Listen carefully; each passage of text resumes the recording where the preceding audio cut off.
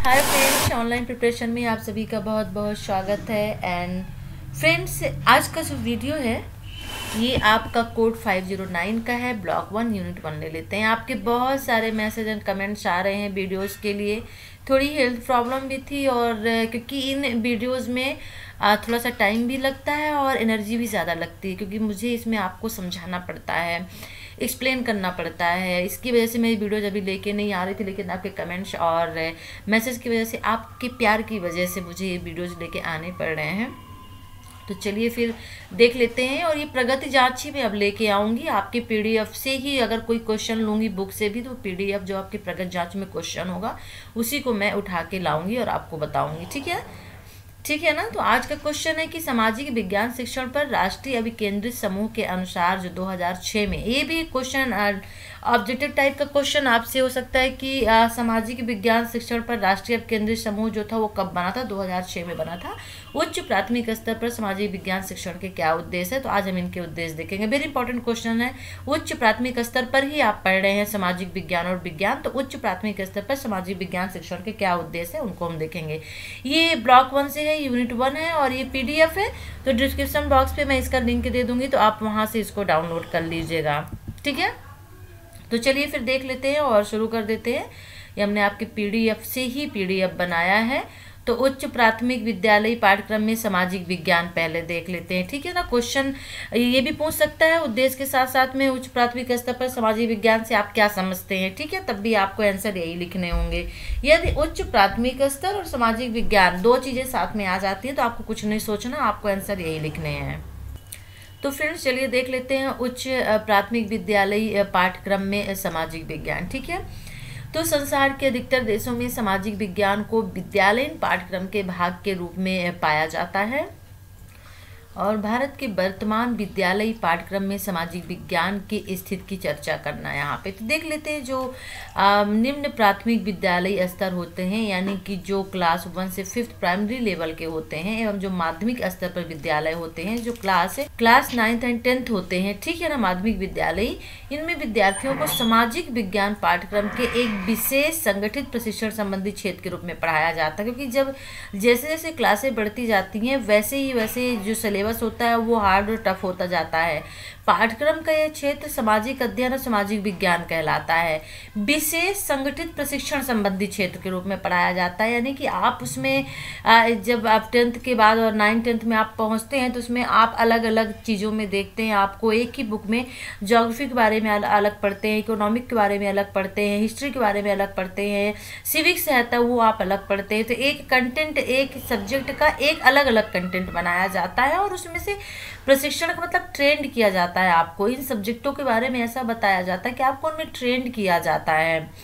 और उच्च प्राथमिक एवं माध्यमिक विद्यालय स्तर पर मुख्य रूप से 3 या 4 सूचनात्मक विषय घटक जैसे इतिहास, भूगोल आदि सामाजिक विज्ञान और सामाजिक अध्ययन पाठ्यक्रम में सम्मिलित है। जो जस्ट अभी हमने बताया कि जो उच्च प्राथमिक एवं माध्यमिक विद्यालय होते हैं इनमें जैसे हिस्ट्री है, ज्योग्राफी है, इकोनॉमिक्स है, ये सभी चीज़ें एक साथ में रखी जाती हैं।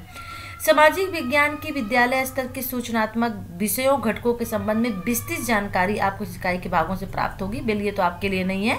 चलिए आगे थोड़ा सा देख लेते हैं कि जैसे यहाँ पे देख लेते हैं कि माध्यमिक उच्च माध्यमिक स्तर पर यानी 11th एवं 12th की अब यहाँ पे बात चल रही है। विभिन्न प्रकार के सामाजिक विज्ञान के विषय होते हैं, जैसे कि राजनीति विज्ञान, मानव विज्ञान, अर्थशास्त्र, मनोविज्ञान, ये सभी जो होते हैं एक मतलब आदि एक ऐच्छिक विषय होते हैं और विशेष कोर्स के रूप में, यानी ये चूज करने वाले सब्जेक्ट हो जाते हैं कि आप यदि आर्ट ले रहे हैं तो उनमें से आप चाहे तो राजनीति विज्ञान ले लीजिए, मानव विज्ञान है, अर्थशास्त्र है, मनोविज्ञान है, भूगोल है, ज्योग्राफी है, हिस्ट्री, इस तरह के सब्जेक्ट जो अलग अलग होते हैं और आप लेके उनको पढ़ सकते हैं। उच्च प्राथमिक और या माध्यमिक स्तर पर पुकारा जाने वाला शब्द सामाजिक विज्ञान और सामाजिक अध्ययन होता है। ठीक है ना, उच्च प्राथमिक स्तर और माध्यमिक स्तर पर। तो यहाँ पे देख लेते हैं, देखिए उच्च प्राथमिक स्तर पर सामाजिक अध्ययन शब्द को पाठ्यक्रम के संदर्भ में उपयोग किया गया है।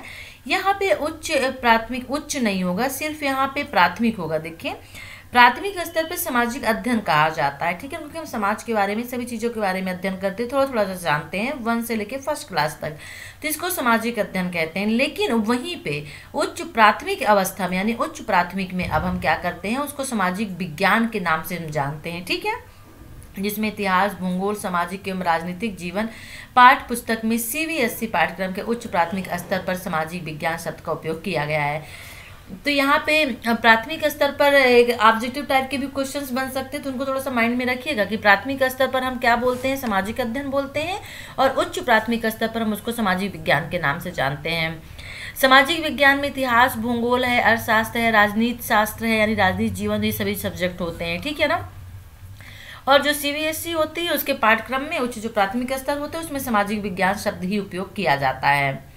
अब आगे देख लेते हैं, इसमें सामाजिक अध्ययन या सामाजिक स्तर पर सामाजिक विज्ञान के अधिगम के बिंदुओं के क्रियात्मक रूप से अलग है। अब यहाँ पे उच्च प्राथमिक या प्रारंभिक विद्यालय स्तर पर, उच्च प्राथमिक स्तर या फिर प्रारंभिक विद्यालय स्तर पर यानी प्राइमरी लेवल की बात चल रही है, तो यहाँ पे सामाजिक विज्ञान के अधिगम के मुख्य उद्देश्य क्या है वो देख लेते हैं। हम उद्देश्य देखेंगे, लेकिन किसके अकॉर्डिंग किसके देखेंगे, उच्च प्राथमिक या प्रारंभिक विद्यालय स्तर यानी प्राथमिक विद्यालय स्तर पे हम देखते हैं कि सामाजिक विज्ञान अधिगम के क्या क्या उद्देश्य हैं। तो यहाँ पे हम पहला उद्देश्य ले लेते हैं। हमारा पहला उद्देश्य है कि विद्यार्थियों को उनके भौगोलिक, सामाजिक एवं सामाजिक वातावरण से परिचित कराना, ठीक है। जो विद्यार्थी होते हैं उन जिस एनवायरनमेंट में, जिस जगह पे वो रह रहे हैं उनके बारे में उनको परिचित कराना। विद्यार्थियों में सामाजिक, तुलनात्मक एवं सामाजिक जिम्मेदारी के ज्ञान का विकास कराना, ठीक है। विद्यार्थियों में के बीच प्रजातांत्रिक नागरिकता के गुणों को विकसित करना। नागरिक शास्त्र में हम नागरिक के अधिकारों के बारे में, नागरिक के क्या कर्तव्य होते हैं, कौन कौन से अच्छे नागरिक के गुण होने चाहिए, इन सभी चीज़ों का अध्ययन करते हैं। तो उन सभी गुणों को विकसित करना मेन काम होता है, सामाजिक विज्ञान का मेन एक उद्देश्य है। विद्यार्थियों के बीच देशभक्ति की भावना, राष्ट्रीय भावना, अंतर्राष्ट्रीय समझ विकसित करना। अब देखिए ये इसी तरह के ऑब्जेक्टिव टाइप के क्वेश्चंस आ जाएंगे, पूछ दिया जाएगा कि उच्च प्राथमिक स्तर या प्रारंभिक विद्यालय स्तर पर सामाजिक विज्ञान अधिगम के कौन से उद्देश्य हैं, इनमें से एक उद्देश्य उसमें दे देगा, या फिर चार ऑप्शन जो देगा उनमें से क्वेश्चन पूछ देगा कौन से उद्देश्य नहीं है। 3 ऑप्शन बिल्कुल सही देगा और एक अलग से दे देगा, तो वो आपको फिर टिक करने होंगे। तो विद्यार्थियों में देशभक्त की भावना, राष्ट्र के प्रति प्रेम, राष्ट्र के प्रति भावना, राष्ट्र को आगे बढ़ाने की भावना, अंतर्राष्ट्रीय समझ, एक देश दूसरे देश के साथ कैसे सहयोग करते हैं, कैसे तालमेल बिठा के रखते हैं, ठीक है ना। ये अंतर्राष्ट्रीय व्यापार क्या होते हैं, अंतर्राष्ट्रीय समझौते क्या होते हैं, इन सभी की समझ जो होती है विकसित होती है। विद्यार्थियों की सामाजिक आर्थिक संस्थाओं में सहयोग करने की सहायता।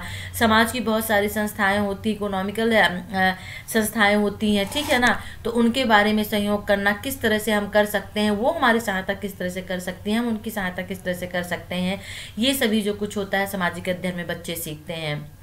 विद्यार्थियों को वर्तमान एवं भविष्य में आने वाले सामाजिक मुद्दों, चुनौतियों को हल करने के लिए प्रशिक्षित करना।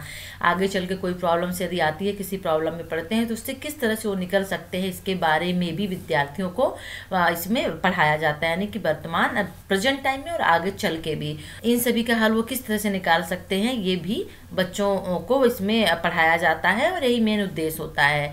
विद्यार्थियों का नैतिक मूल्य, संवेगात्मक गुण, संबंधों की समझ की जानकारी को विकसित करना भी सामाजिक विज्ञान के मेन उद्देश्य है। तो हमने यहाँ पे 7 उद्देश्य देख लिए हैं प्राथमिक स्तर पर या प्रारंभिक विद्यालय स्तर पर सामाजिक विज्ञान के, ठीक है।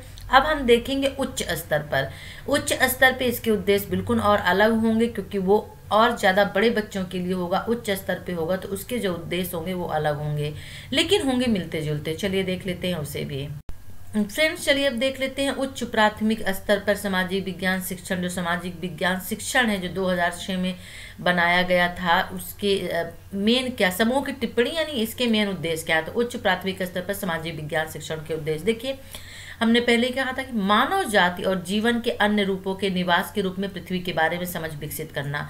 जब उच्च प्राथमिक स्तर पे बच्चा आता है तो उसको बताया जाता है कि पृथ्वी क्या होती है, यहाँ पे किस तरह के लोग रहते हैं, कितनी प्रजातियाँ रहती हैं, ठीक है ना, उनका जीवन कैसा था, किस तरह से वो रहते थे, धीरे धीरे किस तरह से वो बदले। पृथ्वी की पूरी इन्फॉर्मेशन, पूरी जानकारी जो होती है वो हमें सामाजिक अध्ययन से ही प्राप्त होती है, खासतौर पे भूगोल से, ठीक है ना। तो इसके बारे में बच्चों को पता लगाना। भूमंडलीय संदर्भों में विद्यार्थी के अपने क्षेत्र, राज्य एवं देश के अध्ययन पर जागरूक करना। भूमंडलीय संदर्भों में यानी कि जमीन में, जमीन के नीचे, जैसे आप जहाँ के रहने वाले, वहाँ की मिट्टी कैसी है, वहाँ पे क्या क्या चीज़ें, खनिज क्या क्या पाए जाते हैं, ठीक है ना, इन सभी के बारे में, वहाँ का क्लाइमेट, वहाँ का जलवायु कैसा है, आप अपने क्षेत्र, अपने राज्य के बारे में जानिए। तो इन सभी के प्रति जागरूकता पैदा करना भी मेन उद्देश्य है आपका उच्च प्राथमिक स्तर पर, ठीक है। देश की सामाजिक एवं राजनीतिक संस्थाओं की क्रियात्मकता एवं गणितात्मकता प्रक्रिया से विद्यार्थी को परिचित कराना। अब यहाँ पे राजनीति शास्त्र की बात आ गई, क्योंकि उच्च प्राथमिक स्तर पर अलग अलग सब्जेक्ट होते हैं, मानव जाति, उनके जीवन, पृथ्वी के बारे में, ये सब हम ज्योग्राफी में पढ़ते हैं। फिर जब भूमंडलीय संदर्भ में आता है तो ये भी हम ज्योग्राफी में ही पढ़ते हैं। देश की सामाजिक राजनीतिक संस्थाओं में तो राजनीति शास्त्र में हम पढ़ते हैं ये सब चीज़ें, देश राजनीति के बारे में क्या क्या चल रहा है, क्या क्या रूल्स हैं, संविधान क्या होता है, अनुच्छेद क्या होते हैं, ठीक है ना, क्या क्रिया और गत्यात्मक जो चीज़ें पहले क्या थी और अब क्या हुई, क्या क्या चीज़ें बदली, क्योंकि गतिशील होती है राजनीति, बदलती रहती, तो उन सभी के बारे में, उन सभी को विद्यार्थियों को उनसे परिचित कराना। विश्व के अन्य भागों में समकालीन विकास के संदर्भ में भारत के इतिहास के अध्ययन का सूत्र प्राप्त करना। अब हम इतिहास में आ गए कि जो इतिहास हमारा पहले कैसा था, किन लोगों से साथ हमारे अच्छे संबंध थे, फिर धीरे धीरे आज के समय में हम आ जाते हैं कि पहले के टाइम में लोग ऐसे थे, ऐसे व्यापार किए जाते थे, और आज के समय में किस तरह से व्यापार किए जाते हैं, इन सभी के बारे में हम किस में पढ़ते हैं, इतिहास में पढ़ते हैं।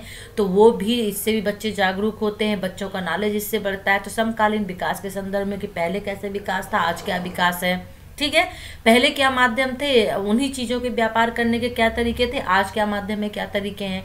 तो इन सभी चीज़ों का जो हम अध्ययन है किसमें करते हैं, सामाजिक विज्ञान शिक्षण में करते हैं। और इसके अंतर्गत यदि हम वर्तमान, अतीत से वर्तमान को जोड़ें तो इतिहास में, यदि हम राजनीति के बारे में हम बच्चों को पढ़ाना चाहें तो वो राजनीति शास्त्र में, हम पृथ्वी के बारे में पढ़ाना चाह रहे हैं, भूमंडल के बारे में बताना चाह रहे हैं, पठार, पर्वत, पहाड़ के बारे में, तो आपको भूगोल पढ़ना होगा। आर्थिक स्थिति के बारे में हम बताना चाह रहे हैं, इकोनॉमिकल कंडीशन के बारे में, तो उसमें आपको अर्थशास्त्र में पढ़ना होगा। तो ये सभी चीज़ें जो होती हैं, मेन जो है ये उद्देश्य हैं आपके किसके, उच्च प्राथमिक स्तर पर सामाजिक विज्ञान शिक्षण के। आगे देख लेते हैं, इस अवस्था पर सामाजिक विज्ञान के विषय क्षेत्र जहाँ से उनकी पाठ्यपुस्तक को बनाया जाता है वे हैं इतिहास, भूगोल, राजनीति विज्ञान और अर्थशास्त्र। जो जस्ट अभी हम आपको ऊपर बता रहे थे, जो इसमें उद्देश्य दिए हुए हैं, तो उद्देश्य आप अपने से भी लिख सकते हैं। इतिहास, भूगोल, राजनीति विज्ञान और अर्थशास्त्र को जोड़ के आप उद्देश्य बना सकते हैं जो इसमें बताया गया है, क्योंकि उच्च प्राथमिक स्तर पर अलग अलग चीज़ें पढ़ाई जाती हैं, ठीक है, और इनके बारे में बच्चों को परिचित कराया जाता है कि भूगोल क्या है, क्या पढ़ते हैं, इतिहास क्या है, राजनीति क्या है। बच्चों को साथ साथ समकालीन मुद्दों, समस्याओं से भी परिचित कराया जाता है, तो इसीलिए मेन ये उद्देश्य हो गए। थोड़ा सा और देख लेते हैं कि कुछ इस तरह के मुद्दे भी होते हैं, जैसे गरीबी हो गई, निरक्षरता हो गया, बाल एवं बधुआ मजदूरी हो गई, स्तर, स्टेटस हो गया, जाति, लिंग, वातावरण आदि पर भी बल दिया जाता है, ये मुद्दे हो जाते हैं। और इन जो भूगोल एवं अर्थशास्त्र होते हैं, दोनों साथ साथ विभिन्न स्तरों पर वातावरण, संसाधन एवं विकास से संबंधित मुद्दों को स्थानीय से लेकर वैश्विक तक एक सटीक संदर्भ परिप्रेक्ष्य को विकसित करने में सहायता करते हैं।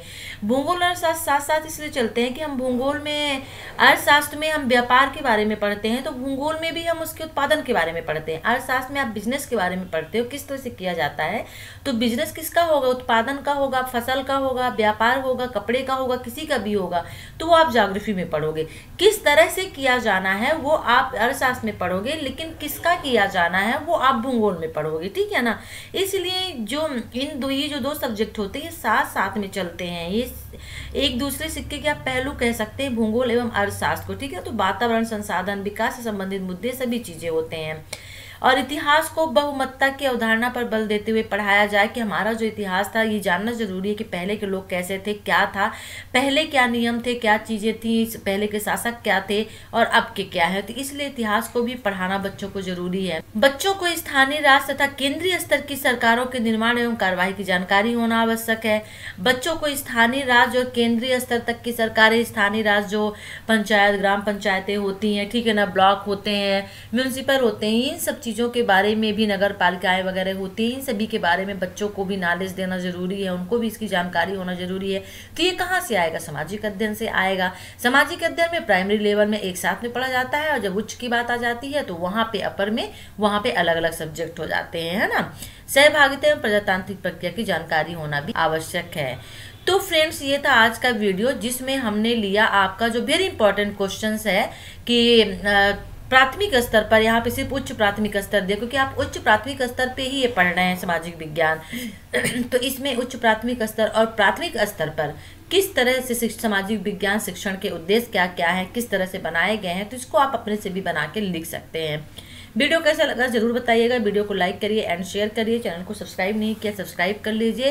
डिस्क्रिप्शन बॉक्स में पीडीएफ का लिंक दे दूंगी, तो वहां से आप इसको डाउनलोड कर लीजिएगा। चलिए फिर नेक्स्ट वीडियो में इन्फॉर्मेशन के साथ में हम आपसे फिर मिलते हैं। तब तक के लिए टेक केयर, बाय।